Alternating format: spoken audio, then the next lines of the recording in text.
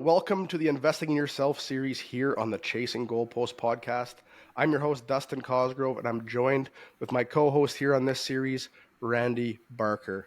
Now, Randy, before we get started, for the audience's awareness, as always, the disclaimers are available via our website at www.chasinggoalposts.com/disclaimers. Now, Randy, today I believe we're going to be talking about habits. And when I say habits for the audience, it's HABITS, habits. So, Randy, let's dive right in and get started here. Why are habits so important?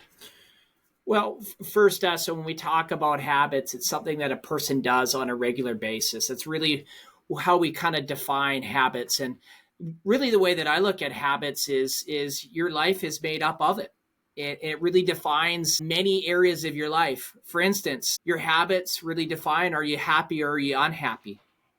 Habits really are the difference between someone that's healthy and unhealthy. And I'll even go as far as to say that habits really define if someone's successful or unsuccessful. So when I really look at habits, these are really important areas to be looking at and working on.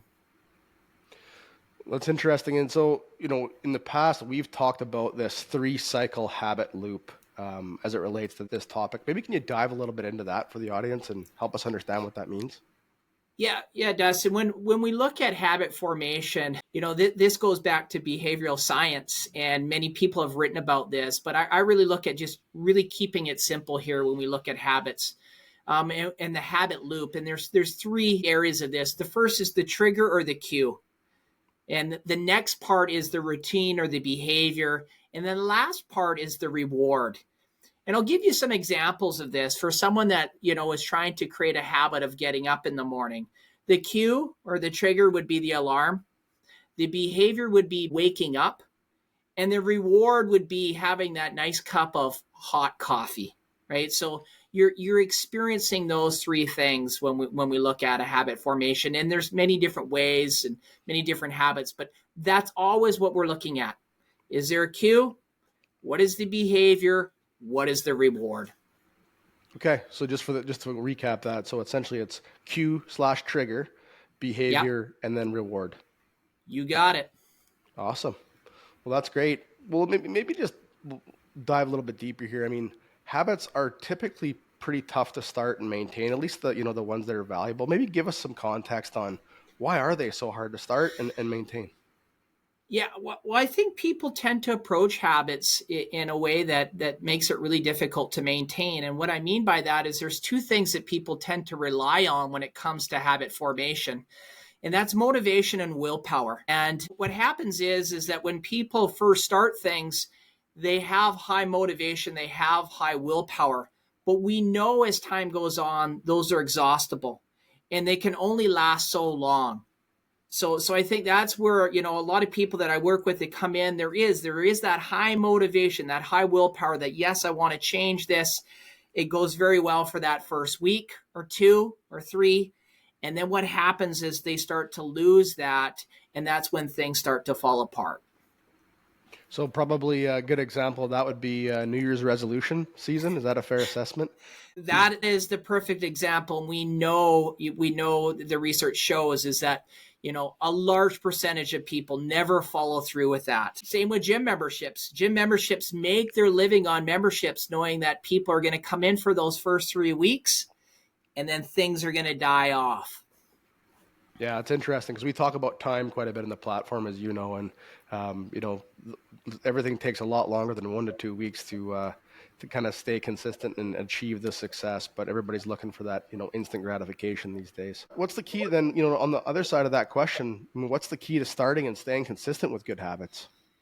Well, I think what I always like to go back to is a few different things. I know I've referred to this person before is, BJ Fogg, and he's written a wonderful book called Tiny Habits. And what I like about his book is it really starts by just breaking things down, starting small, starting tiny, a tiny habit.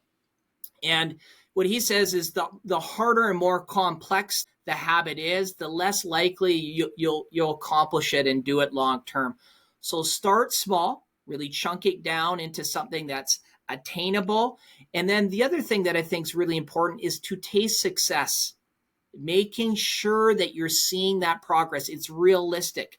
When we taste success, right, and that reward, we're more likely as humans to continue to do it over and over again. So my key is always look at start small, taste success.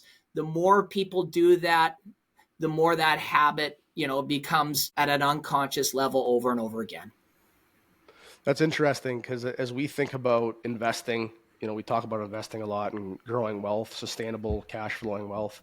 A lot of people will come out and say, okay, I want a $10,000 or $20,000 per year income that I want to build here. But what you're really saying is you should say, hey, like build the 500 to 1,000 first, achieve that success, and then keep building on top of that. Similar to what we talk about here on chasing goalposts, right? We chase a goalpost, we achieve it, and continue to move it on. So that's exactly what you're talking about here. Small wins along the way. Absolutely. I think you're right on. And when we're investing, it's the same thing. Is that starting small, tasting success? That keeps things going. And once we taste that, we are humans tend to continue to do it if we taste that. If not, right, that's when these habits are not long lasting. Yeah, not sustainable.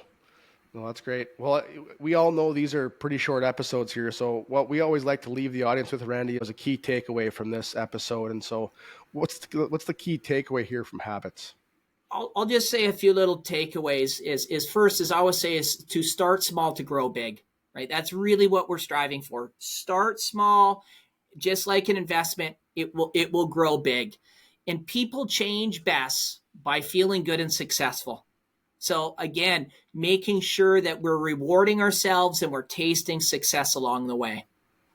Awesome. No, listen, this is a short episode. Thank you very much, as always, for your time.